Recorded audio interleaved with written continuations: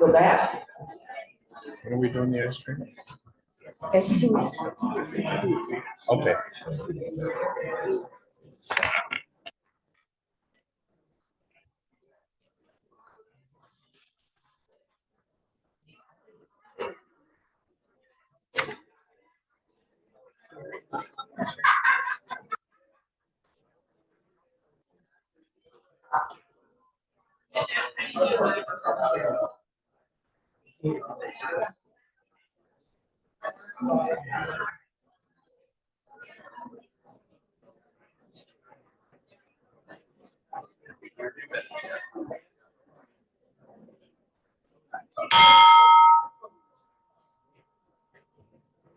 Call this meeting of the Downtown Madison Kiwanis Group, March 6th, to order with the Pledge of Allegiance, and our flag is back there. I pledge allegiance to the flag of the United States of America, and to the republic which stands one nation, under God, indivisible, with liberty and justice for all. I have to say that two things. This is one of the club's favorite days when we get to see the future of agriculture from Dane County, or we hope the future of many agricultural careers. Another observation I want to make is if they would allow women, girls, into FFA when I was in high school, I would have been there, because here the girls far outweigh the boys. Not that that's good or bad, but I would have preferred to be an FFA because I flunked cooking scrambled eggs, and I couldn't sew a skirt to save my life. So I would have been better off. Anyway, let's get today started. Our speaker today is Dr. Richard Hartel, who is a professor of food science at UW-Madison. Dr. Hartel trained as a chemical engineer, and he is interested in factors that control the texture and the mouthfeel of foods. Think about things that you feel with your mouth. He calls them phase transitions.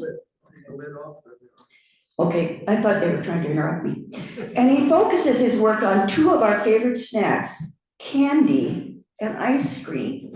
And I heard a little aside that if you want to learn how to make gummy bears, he knows how to make gummy bears.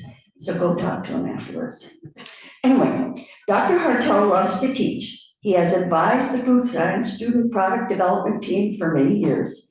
The team won the national competitions numerous times, and some of their ideas and products have been taken to market by national food companies. Recently, Dr. Hartel received one of this year's Outstanding Teacher Awards from the university. His topic today is confections, candy, and crystals. So let's welcome Dr. Hartel.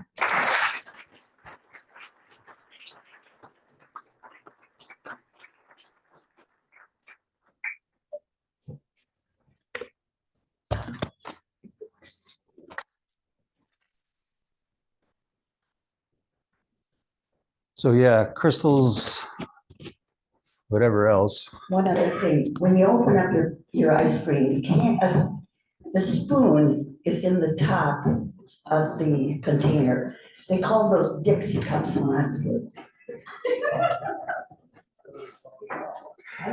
Ice cream cups. So even though I do a lot of work on confections and things like that, I'm going to talk about ice cream today, which is why we're handing out the ice cream. Louder, sorry. I will stand closer to this. But before I start on ice cream, I want to recognize one of my mentors. And he was a member of this club for many years, just turned 90 last week, but Dr. Joe Von Elb. When I started at the University of Wisconsin in 1986, he went like this to me and brought me into the confectionery world. And the main short course that we run every summer, he ran it for 50 years or so, and he gave it to me when he retired. So that's where my legacy started, was with one of the members of the Kiwanis Club. So if you would put up my slides here. He's busy eating ice cream.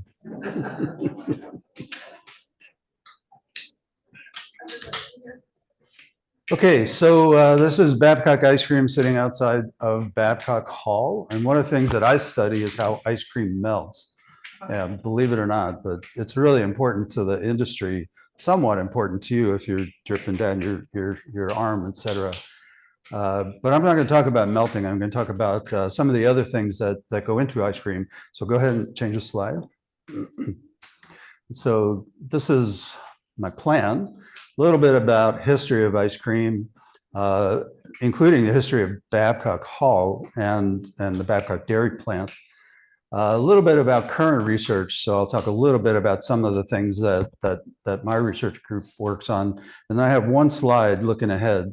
That'll be an interesting one, I think. So this comes from the, whatever it is, the Frozen Food Institute. So every food category has its own institute, and frozen food is not an exception. But where did ice cream start? So if you look back on the slides, most of it was somebody shaved up ice and put some flavors in. And probably flavors originally were things like honey, stuff like that. But that would have been the first ice. I mean, we talk about, we would know that as a snow cone. But over the years, things have changed and developed to make these Dixie cups as you see now. So really old ice cream freezer. Maybe some people here remember it. You fill that with ice, and you pour a lot of salt in there to create a brine. And then you've got a bowl inside there. And the oldest versions of it were hand cranked. Now they're electric, so you can buy these home freezers, but now they're run by electricity. But the old days, you just would rotate it like that. This, it's hard to see, but this is a relic ice cream freezer from back in the 1930s or 1940s, and it's in the foyer of Babcock Hall. If anybody's interested to see that. WPC is WCP is Krapaco. That was the name of the company in Fort Atkinson that made this freezer. So when did ice cream start being made the way we think of it now? Well, it has to do with when refrigeration started, which was back in the 20s and 30s. And so the first main freezers with mechanical refrigeration were, again, sometime in the 1920s to 1930s. Now it's all done that way, of course. So let's move on to the next slide. And so this is what a modern freezer looks like. And it's all stainless steel pipes and things like that. I mean, you can't see anything inside there. So you have no idea what's going on inside there. All you know is that some liquid ice cream mix comes in, like what you would normally pour into the bowls, and then will come spitting out these tubes in the front is semi-frozen ice cream. So we have a video of that. So take that back to the beginning. So these are commercial ice cream freezers. I don't know where this plant is. I just found this on YouTube. And you can see there are four, I think, of those continuous freezers in the line, and you can't see anything. All you see is stuff you can see the pipes on the outside with ice on it. So you know there's something cold inside there, but you can't see anything inside there. So again, ice cream is coming out, passing through the pipes that go into these depositors. So this is, in a sense, how those cups are made. Not quite as fancy as this, but essentially it's ice cream that's been deposited into a cup, and then the seal would be put on, and then the lids as well. So this is a large-scale commercial ice cream freezer running 3 or 4 freezers at a time. We have a couple of these ice cream shops here in Madison. So Shep's Ice Cream and Chocolate Shop both have these kinds of continuous freezers. So when we stop the video there's nothing more to see other than those things get packaged. So that's continuous freezers and commercial type of ice cream. So moving on. So this is a picture from the observation deck looking down on the ice cream facility in Babcock Hall, or at least it was 4 years ago. since that time period, we've been under construction. And this ice cream was actually Babcock ice cream, but not made in Babcock Hall. So we were able to get one of the local shops to create our ice cream for us based on our formulation and to fill these cups. But this is what it looked like before. It's slightly different now.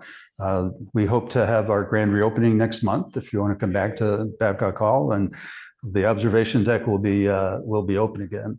And of course, you can buy the ice cream at the Babcock Dairy Store, or you can buy it at some of the local shops here as well. So good.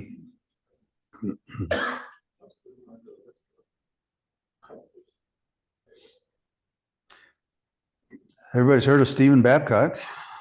Maybe not. So he got his name on a building, so it must be pretty famous, right? And actually, he's really famous in the dairy industry because he came up with a test, the first test back in the late 1890s to measure the fat content in milk. A pretty important characteristic is the fat content in milk, and he came up with these special tubes that go into a centrifuge, and you can see this is a centrifuge made out of copper with a hand crank. It's still in Babcock Hall, so it's sitting right next to the ice cream freezer in our little museum area. And basically, you put these tubes in with the milk in it, crank it up for a little bit, and the cream separates at the top. And you can see that graduated cylinder part there allows you to measure the fat content, the cream content that comes out of it. So pretty famous for developing a test to measure fat content. I always joke about, what does it take to get your name on a building now? 50 million, something like that. So this is Babcock Hall. This was the construction that we had just a couple of years ago. So we're just at the tail end. There's still construction workers in the building today. He nearly bumped me with his pipe as he came off the freight elevator. But they should be done by next month, and we get everything back the way it's supposed to. This is what it looks like now on the bottom left, and most of that addition out to the west side towards the stock pavilion is the Center for Dairy Research. So in Babcock Hall, we have the Department of Food Science, the Babcock Dairy Plant and Dairy Store, and the Center for Dairy Research, which is probably the world #1 center for cheese. Anyway, hopefully the construction's over and I don't have to deal with it anymore. So this is what you're eating, though. So all ice cream is basically built around cream, unless you get the non-dairy stuff, of course. So we use milk, cream, sugar, and skim milk. So we have 3 different sources of dairy ingredients. The formulation changes a little bit summer to winter based on the availability of cream and the fat content that we look for. So Babcock ice cream has about 12% fat, which puts it just above the common brand, which is 10%, but not quite up to the premium brands, which are 14 to 16%. So it's a pretty decent ice cream. All ice creams, except for with a few exceptions, have a stabilizer, which is some sort of gum or gum base that helps provide thickness to it. Gelatin is a really unusual thickener. It's the old-fashioned one. So it would have been, back when ice cream was first developed, and gelatin was one of the first things to use. But we keep it, even though it has some negative connotations, but we keep it because it has a very important functional behavior. So gelatin forms a gel. Well, I could talk about gummy bears at some point too, right?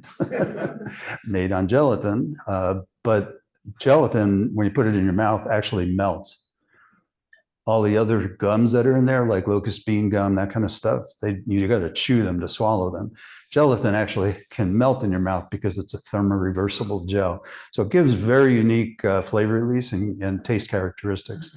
And so we continue to use the gelatin as our primary stabilizer. We have emulsifiers, and so we have 12% fat, and the rest is basically an aqueous phase. So what bridges between fat and water, which of course don't like each other, is an emulsifier. So this is a molecule that has both a hydrophilic group, that's the polar end group that goes into the water phase, and then it's got 2 alkyl chains, fatty acids, that go into the fat phase. And so an emulsifier sits at the interface decreases the surface tension between the water and the oil and allows it to stabilize without separating out. So ice cream is stabilized in part by the emulsifiers, in part by the fact that it's really cold and there's a lot of ice crystals, and so that fat's not going anywhere. And in fact, I'm just going to throw a little bit aside here. We add these emulsifiers to destabilize the fat because there's some interesting things that happen during the freezing process that require us to destabilize that fat interface, and that's why we use emulsifiers. And then air, not on the label, but that ice cream is so our ice cream has what's called an 80% overrun. 100% overrun would be if you took a liter of ice cream mix and made 2 liters of ice cream. So on a volume basis, it doubled. And we call that 100% overrun. So Babcock is a little bit lower than that. But air gives that creamy light characteristic and helps you spoon into it when it gets when it's pretty firm. So that's what's in ice cream. Anybody have any questions on this? Where's the gelatin primarily come from? Gelatin is typically cows or horses. So it comes from hooves and skin and things like that. So it's essentially the same thing as collagen. And I mean, we all have collagen inside us. And when you break down the collagen in a crock pot, you're making gelatin of sorts. So it's not quite the same, but that's about what it is. So ice cream is one of those materials, food products that has a standard of identity. Oh, sorry, question. Your milk and cream that you get, is it from like certain farms? Anywhere local? Yeah, so we have, I mean, campus has the experimental dairy farms. We don't get our milk from that because we can't be sure of what we're getting. So we have local patrons just like any dairy does. So we have local patrons. When we're up and running, we bring in tanker loads of fresh milk and process it all. Just like any dairy plant does, takes raw milk in, goes through the entire process of separation and pasteurization, homogenization, and making ice cream mix. So as I was saying, ice cream is one of those food products that has a standard of identity. That means it's actually written up in the Code of Federal Regulations. So you can look it up online that only certain things are allowed. And if it doesn't meet those standards, you can't call it ice cream. You're supposed to call it frozen desserts. And a lot of people kind of cheat on that, as we'll see in a little bit, but that's okay. But basically the standards are you got to have 10% minimum milk fat. There's no upper limit. So if you wanted to go to higher fat content, you could. We once had a lady that I think she had 18% fat in there. We froze it in one of our freezers, pulled the ice cream out, and I'd say probably 5% of the fat was still on the blades in the freezer because it creams, right? So you churn a high fat content material and it makes butter. And that was what was on the inside of there. So there's an upper limit of where you want to be with fat. And so 16% is probably the max that people go. It's got to have a certain amount of non-fat milk solids. There's all sorts of details there. The weight is what governs how much overrun there is. And so based on that weight, the maximum amount of air you can pump into ice cream is about 100%.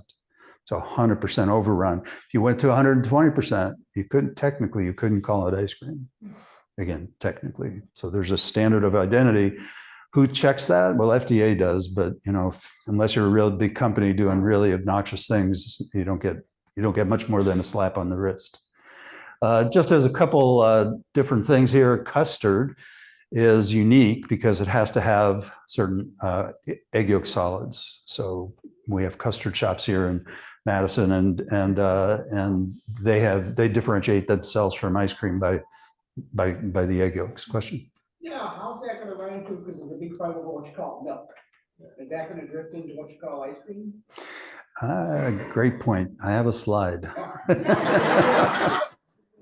I call it the future because it's even more, it gets complicated really. But the bottom line is a lot of the things that you find in the marketplace probably are not called ice cream. It shouldn't be called ice cream. But again, who's checking? Well, the FDA, but they're busy doing a lot of different things.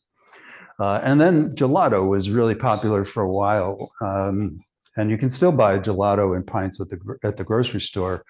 But I talked to a company that makes gelato machines, Carpigiani, so you know it's Italian. And we were kind of comparing notes. Well, what is gelato versus what is ice cream? And basically, the differentiation is you buy it fresh.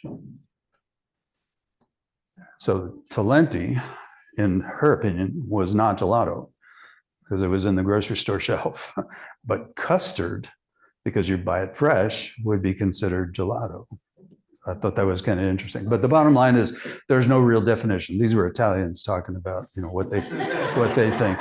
I actually had a student who spent a semester in Rome, and so I had her scope out all the gelato joints that she could find, and they were all over the map. So it's, you know, it's lower fat, it's fresher ingredients. They use these flavors all over the map in Rome itself. So I could not find a you know, what is gelato type of thing. At any rate, just leave that in there. So ice cream is a pretty complex material. Actually, anything is a complex material if you look into it and find enough detail. And that's what we tend to do in science disciplines is, you know, look at things in probably way too much detail. But ice cream is ice crystals. So it's a dispersion of ice throughout the rest of the matrix. These are in, so 1, 2, 3 would be the ice crystals. It's air, as we talked about, and these are the circles for number 1. Again, provide some lightness to that and reduce the density. We have that fat globule network, and I kind of alluded to it, but when we start with ice cream mix, those fat globules are small 1 micron droplets based on how we homogenize it. That's what's in cream, that's what's in milk, homogenized cream products. But we add those emulsifiers to destabilize that interface. And so in the freezing process, we form these clusters of fat globules. We call it partially coalesced fats, and really interesting science in there. But these clusters, about 100 microns in size, actually hold up air. And when the ice cream melts, it maybe prevents the ice cream from completely collapsing.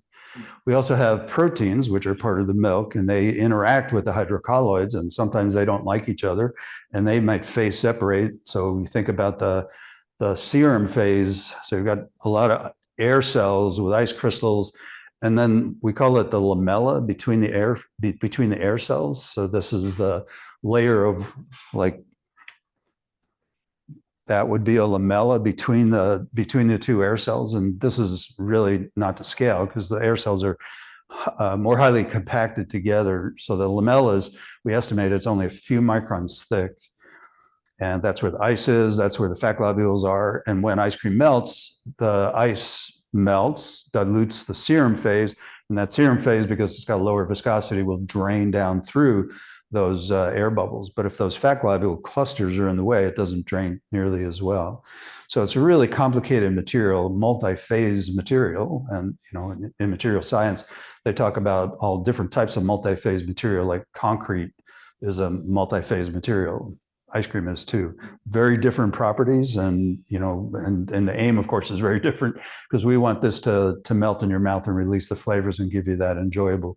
Looks like everybody finished their ice cream, so hopefully it was enjoyable. So let's go on to the next slide.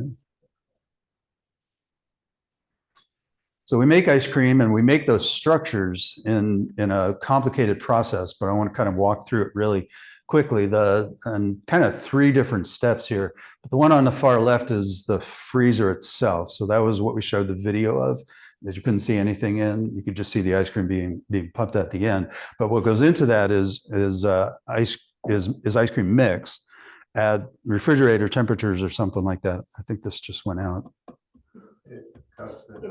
It just does it sometimes. So what comes in is ice cream mix. That's about 60% water. And then it goes through that scrape surface freezer. And what comes out is about half of the water is frozen into ice. We've added the air into it. So now it's got 80% overrun or whatever. And the fat globules have done their thing, gone from small individual globules to those bigger clusters coming out. And that comes out as essentially soft serve. So it's a partially frozen ice cream. That's kind of the dynamic freezing step. Then it goes into a package. The package then goes into a hardening tunnel where it goes through the secondary freezing process, goes from soft serve to hard pack. And then it goes into the storage and distribution system to be abused, to cause changes that will cause the quality to go down. So fresh ice cream, best off the line, because that's when it's got the highest quality.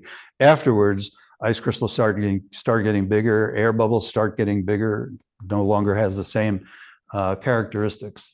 So the freezer part is really the key element, and that's in part what put as modern ice cream is in these continuous scrape surface freezers that turn mix into ice cream. So let's move on, because the freezer itself is actually kind of an interesting thing.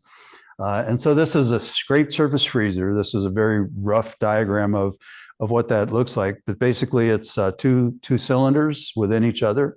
On the outside of the cylinders is the refrigerant. So ammonia or liquid refrigerant is coming in, bubbling and boiling, and then coming off as a gas, and that provides the refrigeration effect. And so the inside walls of the barrel of the freezer where the ice cream mix is what gets really cold, and that's where it freezes first. And to get the ice off of that, the wall of that freezer or wall of the barrel, we use scrapers. And so scrapers come around every, 1/10 of a second or something like that, and scrape the surface of the ice off of the wall and distribute it into the middle where temperatures are fluctuating.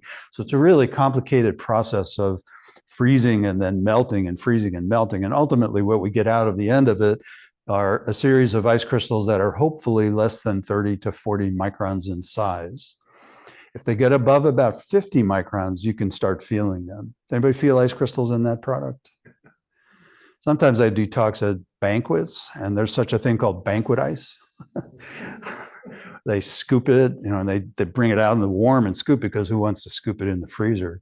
And they scoop out 100 different bowls, and they're all melting, right? And then they put it back in the freezer, and it freezes it back up again. So the surface has these big ice crystals on there. That's banquet ice.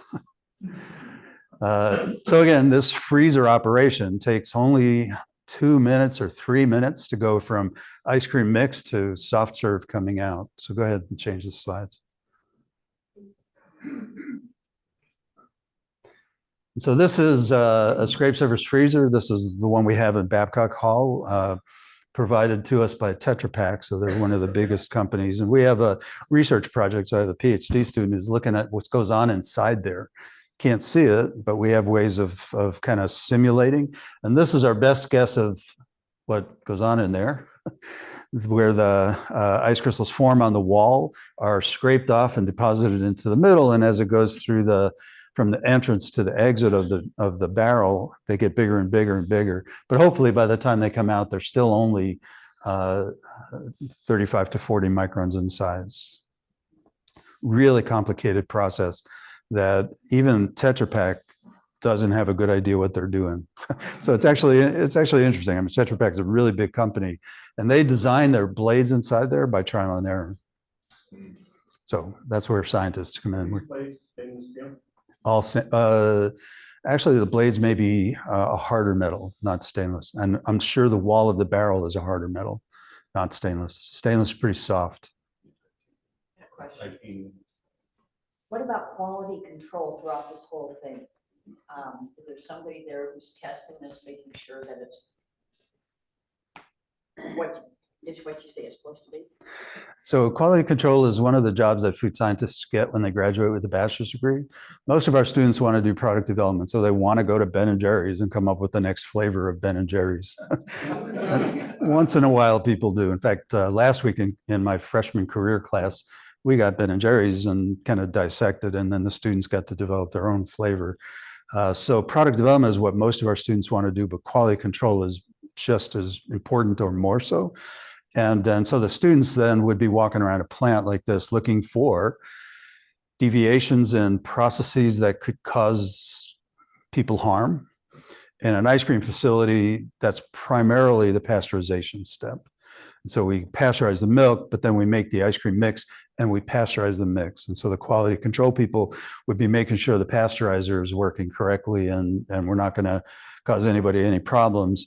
But quality control also means the characteristics of the product. So a friend a long time ago that was talking about the first people that developed Oreo cookie ice cream and how they were terrible at putting Oreos into the ice cream, and people would complain, well, where's my Oreos? It says on the package I got Oreos, but somebody wasn't getting the Oreo chunks into the ice cream mix. And so the quality control people are there trying to make sure that, and I've seen people at Ben and Jerry's actually cut the pint and open it up and make sure there's enough chunks per unit centimeter, unit area.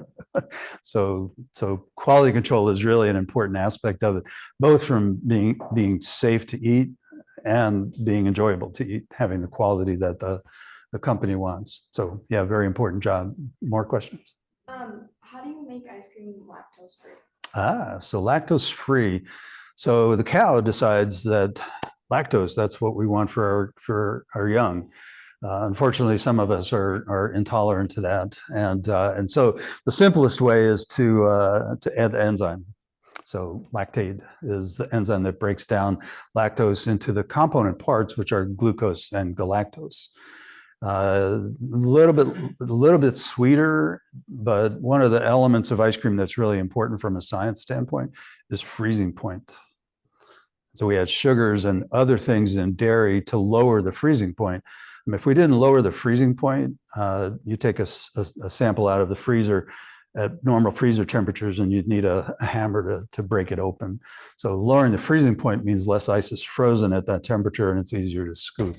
And so with lactose-free ice cream, again, typically it's got these other, it goes from a disaccharide to two monosaccharides, which lowers the freezing point, would make it softer.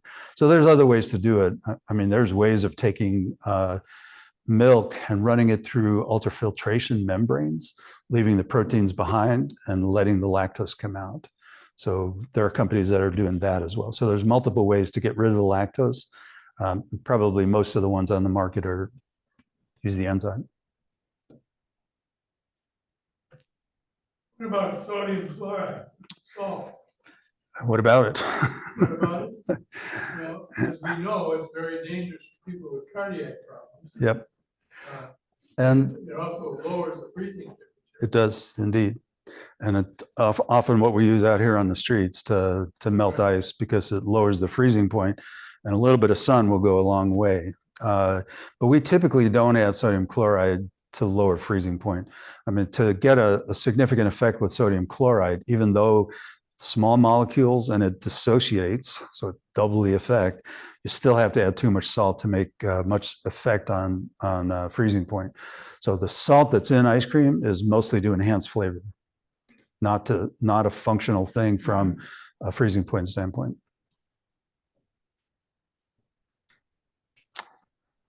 So I thought I'd show one slide here that's got some interesting stuff.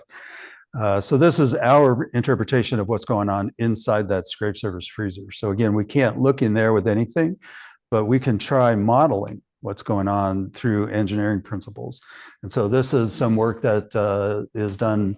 This actually was done with some colleagues of mine in France, but we're doing the same thing in our lab with some people in biological systems engineering. And the aim is that we can understand what exactly is going on in terms of temperature, velocity profiles, pressure profiles, shear rates inside that freezer, so that we can help Tetra Pak differentiate why they might design a freezer to do something specific to making an ice cream. So just a little bit about the kinds of things you can do research-wise that might help the ice cream industry.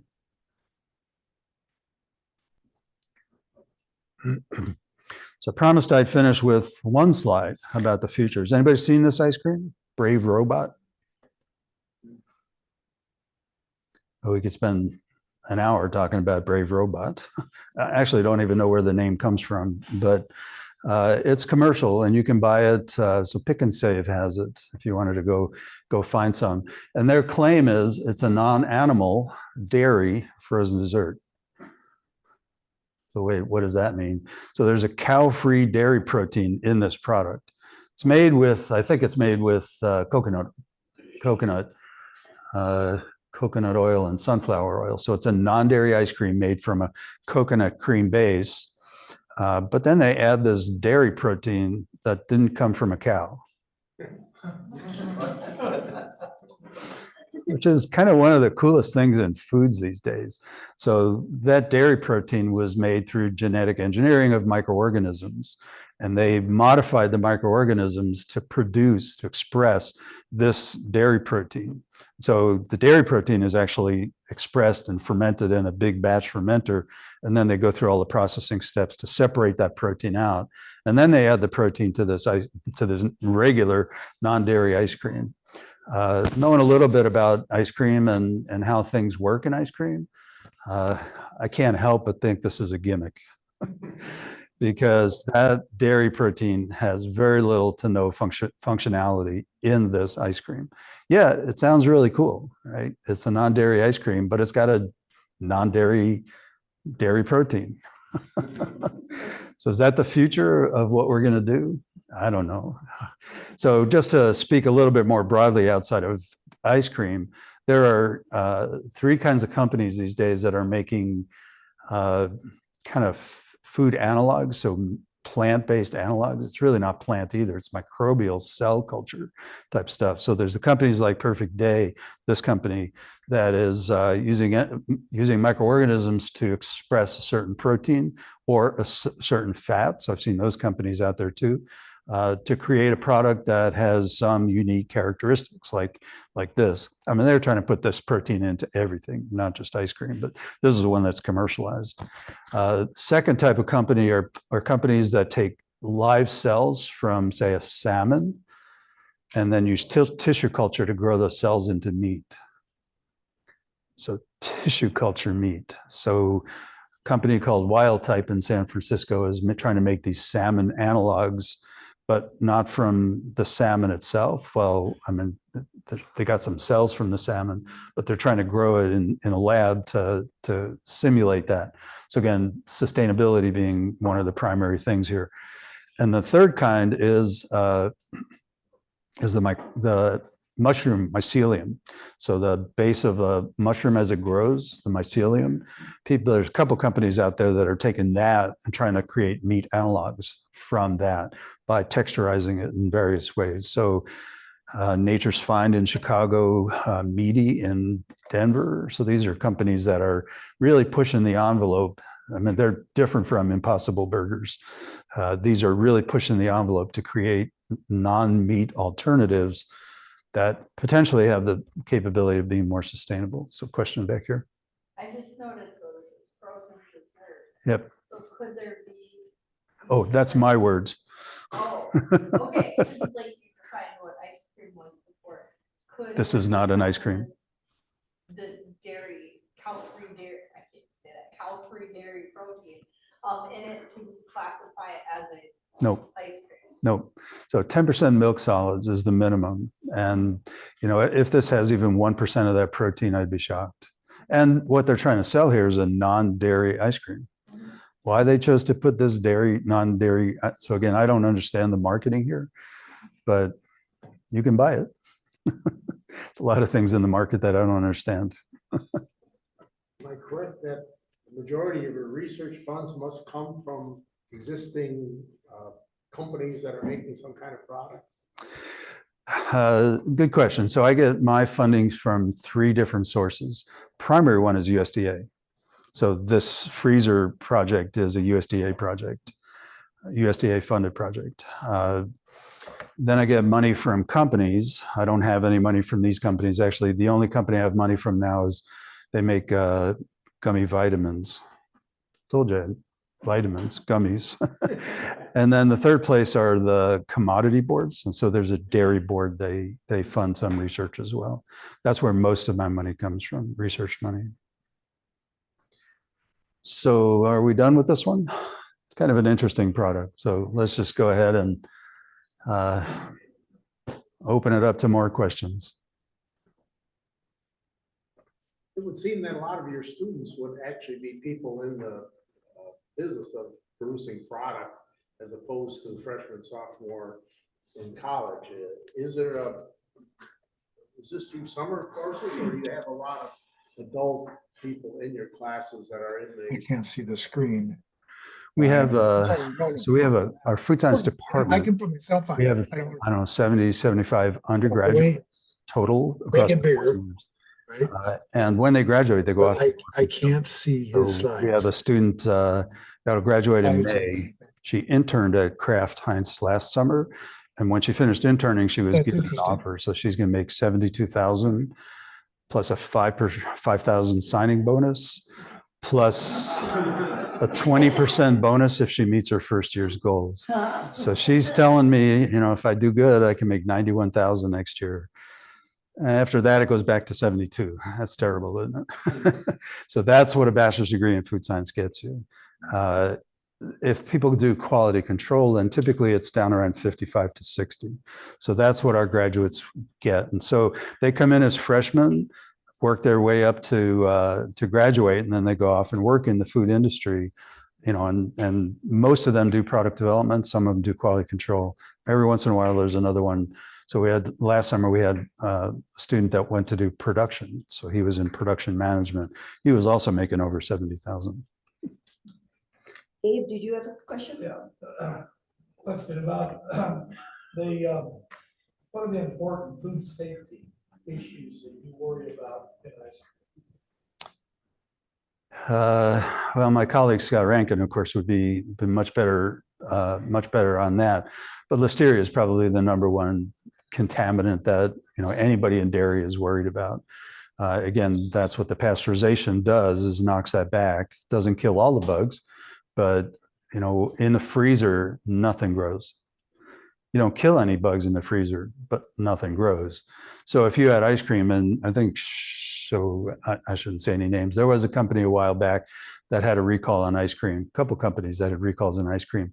One of them was because there was cross-contamination. So the truck that they used to deliver, I think it was liquid eggs or something like that, didn't get cleaned well enough. And they used it and made ice cream with it. And so the bugs were in the ice cream product itself. So that's usually the biggest issue, is when people don't follow the protocols properly and something slips through. Ken? My question relates to shelf life.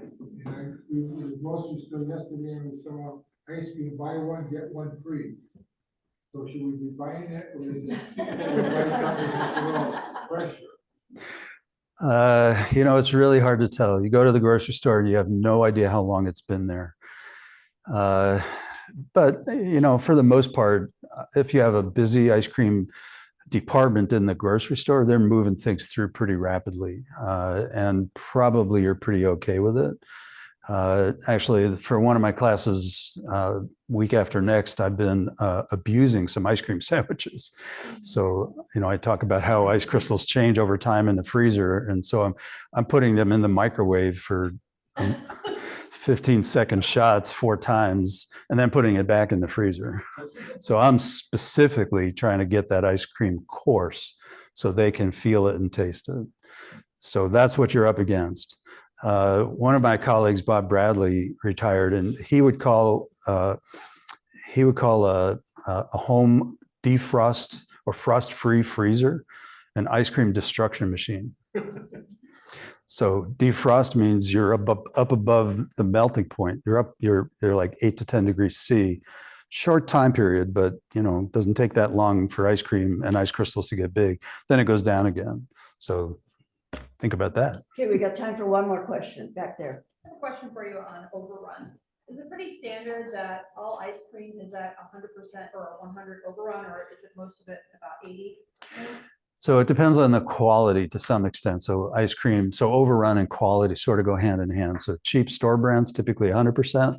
Babcock's at 80, but Ben and Jerry's and Haagen-Dazs, they're around 60 to 50. And then you go down to 0. And if you do go down towards nothing, do you have to increase your components of solids in your ice cream to make it freeze? Oh, it'll freeze fine, but it'll be hard. So typically you want to lower the freezing point a little bit more. I don't know of any products that are 0 overrun, other than something like a sorbet maybe, but that's a different product than ice cream. Okay, Thank you very much.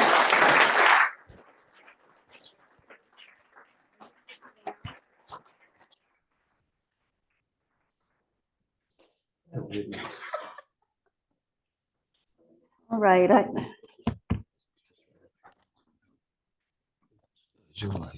Tom Smith. You want to wear it? no, You don't have to wear that's fine. it. You see, there, that's okay. Let's turn it off now. Turn it off. Yeah, then turn it back on. Okay, if I was one of you FFA students sitting here, I would be thinking, okay, I like to eat food. I could do quality control and taste a lot of stuff. I like to do chemistry. I can help develop a new product. I like to grow animals. Somebody's got to produce the milk because God forbid we have non-dairy ice cream in Wisconsin. Just think of all the things that he talked about that you didn't understand. But if you went to school, you could learn some of these things. If you went on to school, let's say, you could learn some of these things and you got it made in the shade. If I could make $72,000 a year, I'd be right there. A little old, but anyway. Okay, we'll get on to the main part of our day. We're going to introduce the recipients of the awards shortly, but how many of you know why you're getting an award? Why the award is called what it is? There's going to be a quiz. Mostly about ice cream, but anyway. Okay, these are called the Sassman Awards. So when you get home, you mention that name to your parents so they know you listened. What Mr. Sassman did was, he's considered the father of ag education and FFA, so you wouldn't be here if Louis Sassman hadn't been around. He was born in 1894 and he died in 1983. He lived quite a long life. He was the chief of ag education at the Department of Public Instruction from 1924 to 1960. He had a 36-year tenure and was the longest of any person in this position. He had the position for the longest.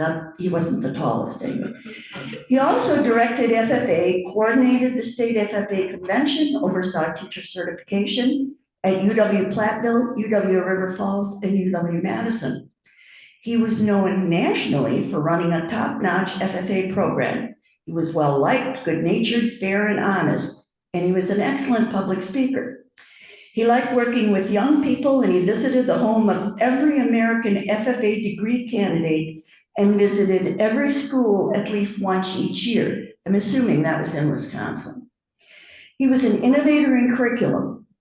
In 1941, he wrote a paper advocating for a focus on effective management in addition to efficient production in farming. He pushed for FFA leadership activities, speaking, organizing, and committee work. And I would expect all of you would have done at least one of those since you're here. Every few years, he invited a group of ag teachers to his cottage in northern Wisconsin. They would spend several days designing new FFA activities, writing curriculum, and making the big outline for the state FFA convention. And then they went walleye fishing. So Louis Sassman Award winners, be proud.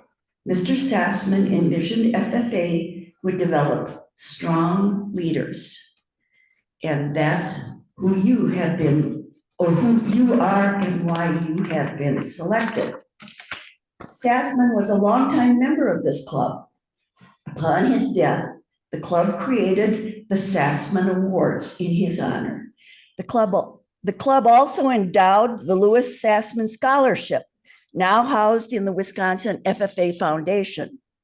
Each year, a student who is pursuing an agriculture education degree at a Wisconsin university receives a Sassman Scholarship. So not only can you get a Sassman Award, you can get a Sassman Scholarship. Talk to your advisors. Before I bring Gwen up here to introduce her fellow colleagues and to present the awards, I'm going to ask Riley Go to stand up and introduce herself. She is from Albany, Wisconsin, and she is the Section 5 State Officer. So Riley, you have few words for us? Good afternoon, everyone. I'm honored to be attending this luncheon in memory of Mr. Sassman's dedication to agricultural education, as well as the continued leadership from FFA members in Dane County at Babcock Hall. I'd like to start off by thanking the Kiwanis Club of Downtown Madison for sponsoring this award in honor of Mr. Sassman. It's traditions such as this award that play such an important role in continuing to promote the growth of leadership.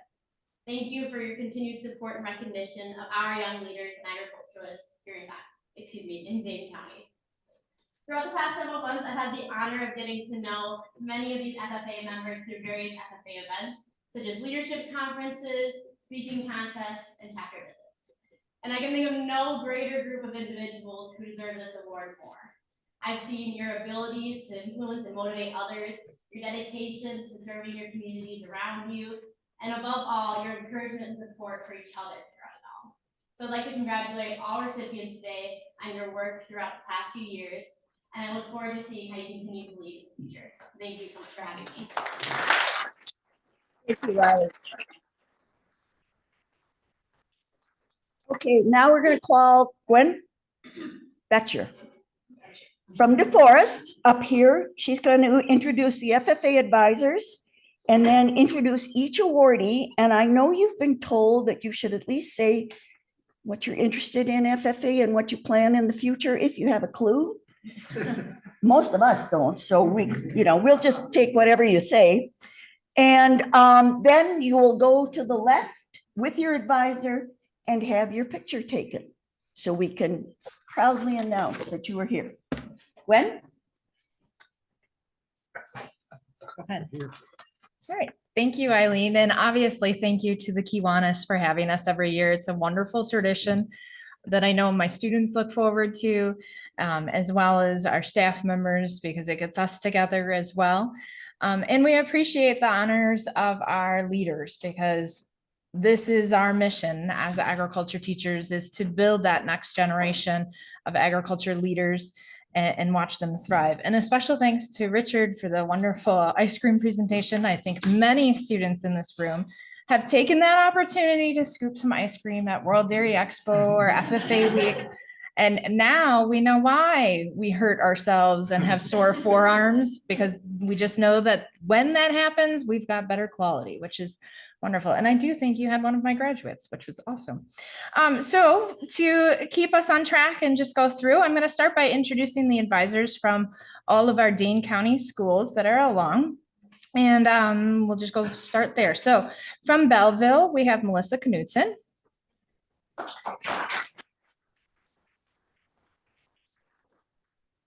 From Cambridge, it's Emily Klingbaum, but she has a lovely helper today, Anna, with us.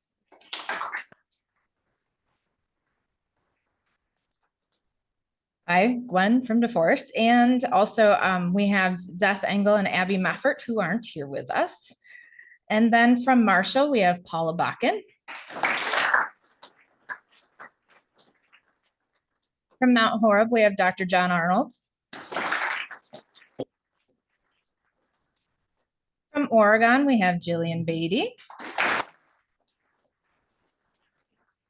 And the second advisor there is Liz McGuire, who isn't with us. And then from Stoughton, we have Sam White. And from Sun Prairie, we have Jennifer Herman.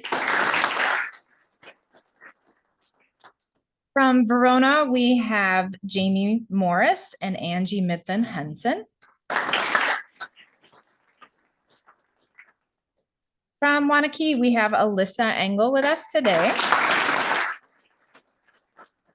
And other advisors are Rhonda Knapp and Christy Putney there. And from Wisconsin Heights, we have Kimberly Hauser.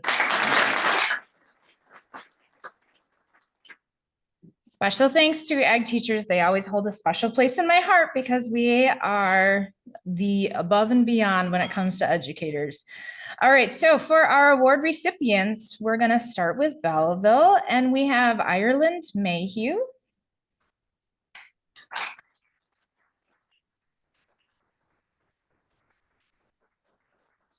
You want them to You get give a to little plan, or you can just say, what your plans are. All right. So my plans after high school is to go to college for ag education. And I will be competitively competing for the University of Florida for horses.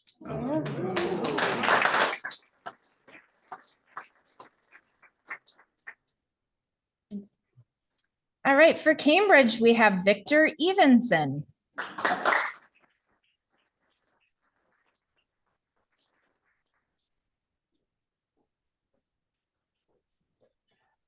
Just working in the agricultural field.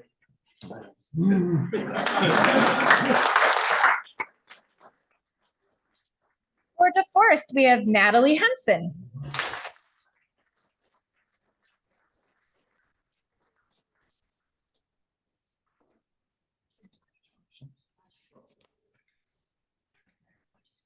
It's the Sassman speech. Get in there. It's the Sassman speech. All right, my plans are to go to UW-Madison and beginning a major in agronomy and eventually transfer into agriculture education.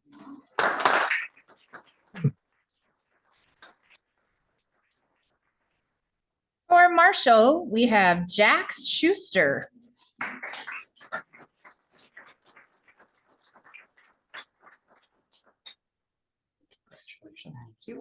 After high school, I'm not certain where I want to go to college, but I plan on studying civil and environmental engineering.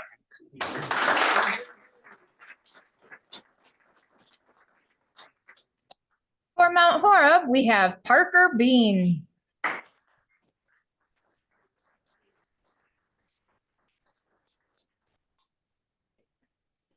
Congratulations. Thank you. My name is Parker Bean. Not quite sure what I want to do after high school. I enjoy welding. Probably expand my hardscape and landscape business. But yeah.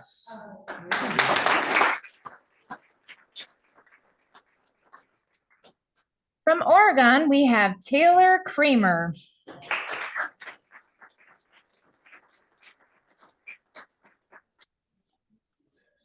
After high school, I plan on going to UW Green Bay for nursing.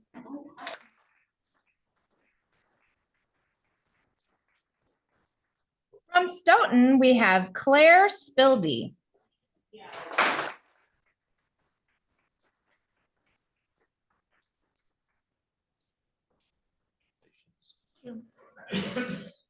I'm going to the University of Dubuque for nursing as well.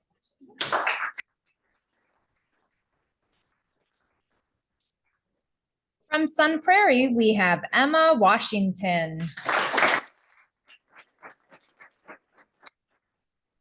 I will be going to UW River Falls for ag education.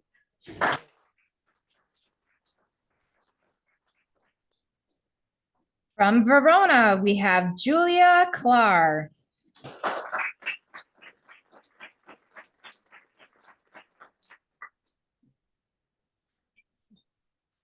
I'm going to UW La Crosse for occupational therapy.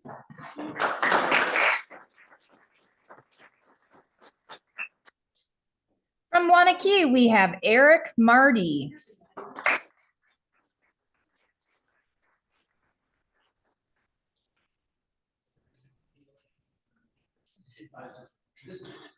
I'm gonna go to MCC Omaha for culinary.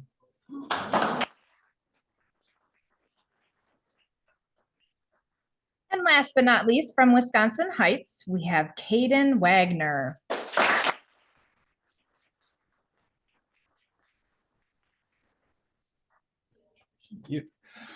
I will be going to UW Platteville for mechanical engineering.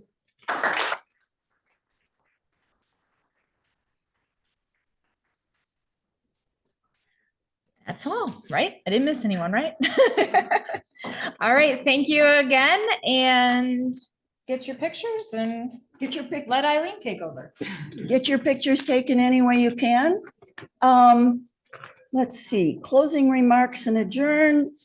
If you want to talk more about gummy bears, our speaker is still here because he didn't bring his own car, so he's got to wait for a ride. And yes. Corky, do you have a time for a moment of reflection? This is something we do. It's supposed to be something to ponder. So ponder away, ponder away.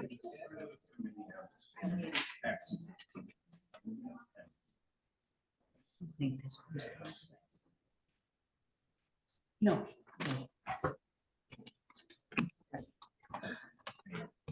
Okay. I have some sayings about the month of March. March is a tomboy with tousled hair, a mischievous smile, mud on her shoes, and a laugh in her voice. March was one of those March days. It was one of those March days when the sun shines hot and the wind blows cold, when it is summer in the light and winter in the shade. That's Charles Dickens. Poor March. It is the homeliest month of the year. Most of it is mud, every imaginable form of mud. And what isn't mud? What isn't mud in March is ugly late season snow falling onto the ground in filthy, muddy heaps that looks like piles of dirty laundry. Who's that? March, when days are getting long, let thy growing hours be strong to set right some wintry wrong.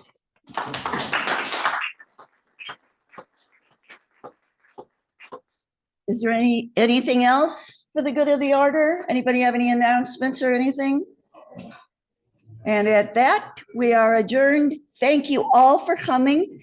We hope it was a great day out of school for you and you got fed, ice cream, see if you can detain your advisors and not get back to school at all.